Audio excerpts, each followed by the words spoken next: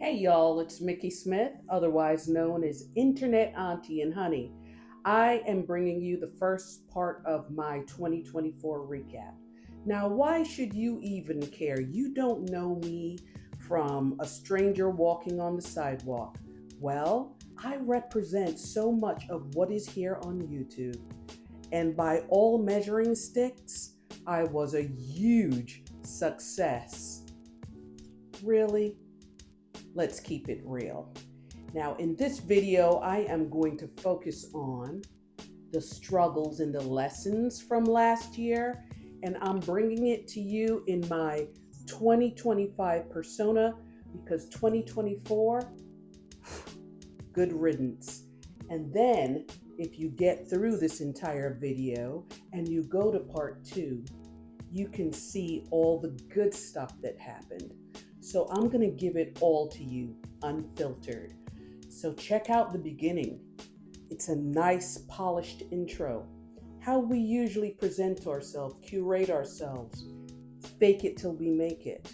And then immediately following, contrast that with what it's really like behind the scenes. Let's dive in.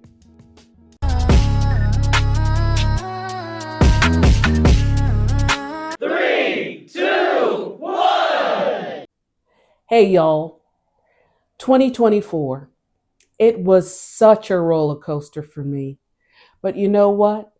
I am going into 2025 with reflections, celebrations, and a new perspective.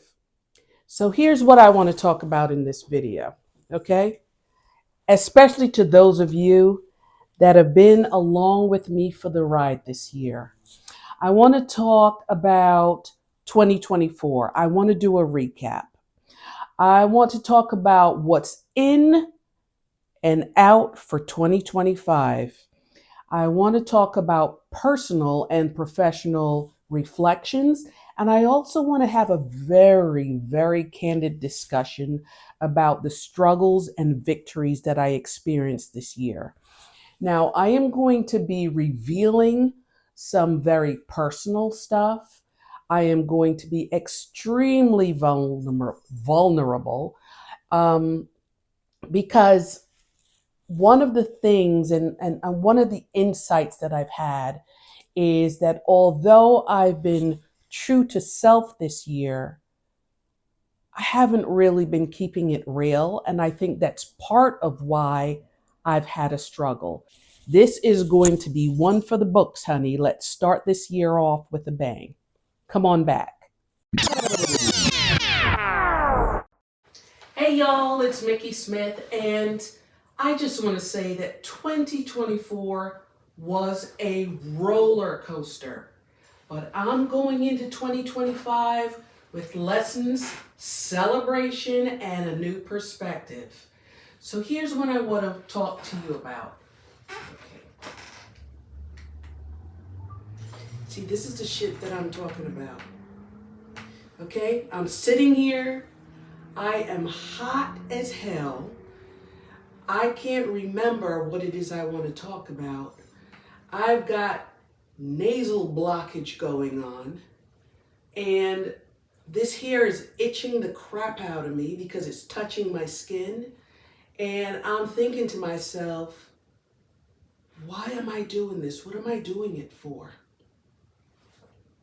We'll talk about that. All right, we're gonna take 2, and I don't care how much I screw this shit up, it's gonna go into the video. All right, okay, here we go.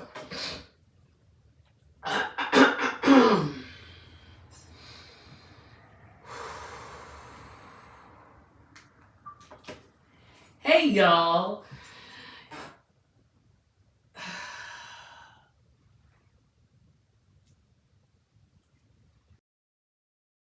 We're off with a bang. Come on back.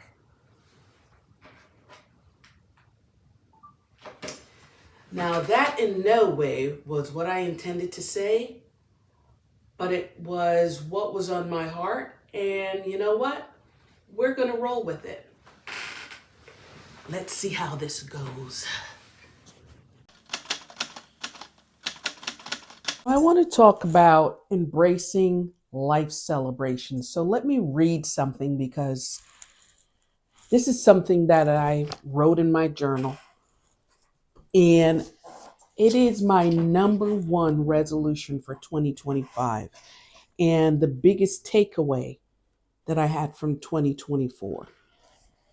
Okay, my number one resolution for 2025. It's time to leave behind the habit of treating special occasions, birthdays, Easter, Thanksgiving, Christmas, anniversaries, even weekends, like any other day. Joy and celebration don't just happen, they require intention. If you don't make space for them, don't be surprised when life feels empty and uninspired.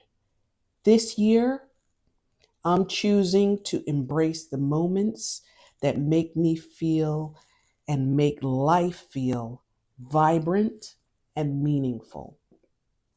So that's my number one resolution. So I think there's something that's been lost for me, celebrating things with my family, celebrating things within the church, celebrating things in school, those events, those monumental days where you celebrate, and there was a natural joy. And I think because I've had a bit of a crazy, twisty, turny path to adulthood, that started treating things like they were just another day. And I'm also with a life partner, my husband, and he has that mindset as well. So what happens is we will go out to dinner for a birthday or have a birthday cake. But we're very insular. We're just about our small little family, and we don't open that up, and we haven't for decades.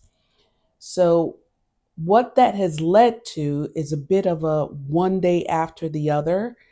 And last year, and I'll get into this a little bit more, as I started approaching my birthday in late November, I really started to feel like the years had passed me by and I had done not much of what I would call my bucket list items.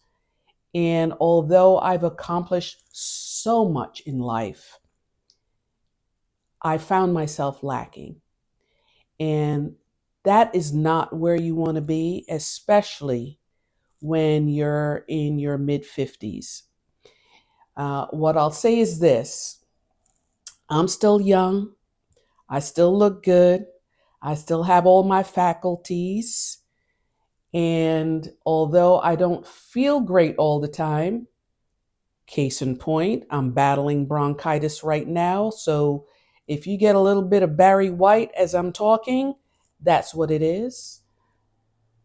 There is still time for me to pivot and turn this bad boy around. So that's why this is my number one resolution.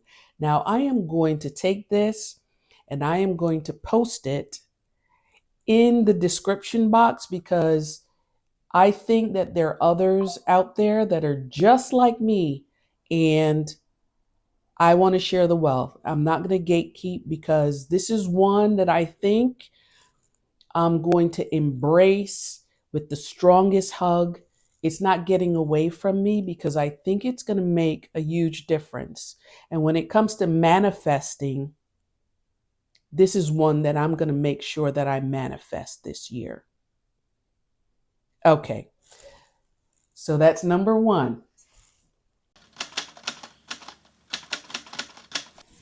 So now we've gone through that. Let's get to the elephant in the room, shall we? Where did I go in December? What happened? I fell off the face of the planet. Oh, yes, I did. So I was getting very good at keeping myself accountable. I was publishing ahead of time what long form content I would be creating for the upcoming month. And I did that in my community tab. So I posted my last video on December 3rd. So here's what happened. In October, a couple of things started to converge. One is the seasons started to change. And with the change of seasons and it getting darker earlier, that's where the slow creep of seasonal depression comes in. Okay? Along with that, I was really trying to pump out content, and I was really fixated on making sure that I'm researching everything, that I'm pulling everything together, that I'm creating scripts. I was getting so lost in the process um, that once I published the content and the viewership was really not that great, um, I took it to heart. And I really started to feel like um, I think it's a little bit of that thing that most people get of why don't they like me, right? So here's the fourth thing. I started getting closer and closer to my birthday. And as I'm getting closer to my birthday, I'm coming to the realization that I've been doing this thing for almost a year and I still haven't gotten to the point where I'm monetized, right? Now, I made it my goal to become monetized by the end of the year. Now, here's the sidebar. Until sometime in the summer, I didn't even realize what it took to become monetized on YouTube. So, the majority of my content were shorts. I didn't even realize that time spent viewing shorts and the amount of views you get on shorts and the hours, they do not count towards monetization. It's all about the long form video. So by the time I realized that this goal of becoming monetized by the end of the year, I totally been missing the mark. I wasn't doing the right things. And that got me in a little bit of a spiral. And I really tried to make up for it. And that's why I started making multiple long form videos per week. And that, in conjunction with the other content that I was making, honey, that was not a good situation. So as I'm seeing the viewership be lower than what I wanted it to be and what I needed it to be so that I could get the view hours, right? We have the culmination of all these things. All right. So here comes November, and I say to myself, okay, let me not try to do 2 videos per week. Let me do 1. Then it comes to December, and I'm ready to publish my schedule for December. And I'm saying to myself, I'm not feeling it. It doesn't feel authentic. I don't like these topics. Uh, I just don't feel right. I remember clearly publishing that last video on the 3rd of December. And then on the 4th of December, I was getting ready to just put a schedule out there anyway, even if it wasn't something that resonated with me. I wanted to push myself. But that evening, I got a call that my uncle had passed away. And that stopped me in my tracks. And here's why it stopped me. One is, this is an uncle with whom I really finally got to have a relationship with in the past couple of years, with him and his wife, my aunt. And, you know, lives in Florida. And when I go to visit my mom, I always made sure that I was visiting with them. And unfortunately, he had a chronic ailment, which he succumbed to in on December 4th. I came to the realization of, well, I am going to have to travel, and I'm going to travel and I'm going to be with family, and it's not going to be the time, place, or space to be creating content. And in addition to that, there's what I will call, uh, the mechanics of being around family. All the ins and outs. There's the who's talking to who, um, the different personalities, all that comes with it. And I think most important for me was, how is my mother going to be feeling? Because this is her brother. And my mother um, had a closeness with this uncle. And she's also someone that was part of um, his care and just making sure that he was okay. I have an immense amount of respect and love for my mom, for the care that she had for her brother, her sibling. And, it's not something that we often think about as to whether or not we would be willing to step up for a sibling on a daily basis. But she is a very caring individual, and, you know, it's a huge impact. So I also knew that I would be interacting with folks that I hadn't seen for quite some time for whatever reason. So, you know, that's what happened. And I had to make arrangements. Then I traveled, and then this was right before, the Christmas holiday. Now, coincidentally, as I was flying, um, I caught something. So I started feeling ill as soon as I got back. So, right at Christmas, I became ill. The body aches, the headaches, the whole kit and caboodle. And then it just got worse and worse from there. And then I had full blown bronchitis. And I'm on the tail end of it now. Okay. So that was December in a nutshell. It was one of those things where you make your plans, you get so immersed in your day-to-day BS, right? Thinking that that's the everything, the pinnacle of your worries. And then it turns out that in the grand scheme of things, honey, that was a cakewalk compared to what others are going through. So that's what happened in December. And I plan on getting back to it. And I am going to make the best of it and all the insights and the learnings that I've gotten, but I'm going to approach things a little differently. Okay? All right, so you can see 2024 wasn't a cakewalk. It wasn't easy. It wasn't cute. None of those things. But stick with me. Part two gets better.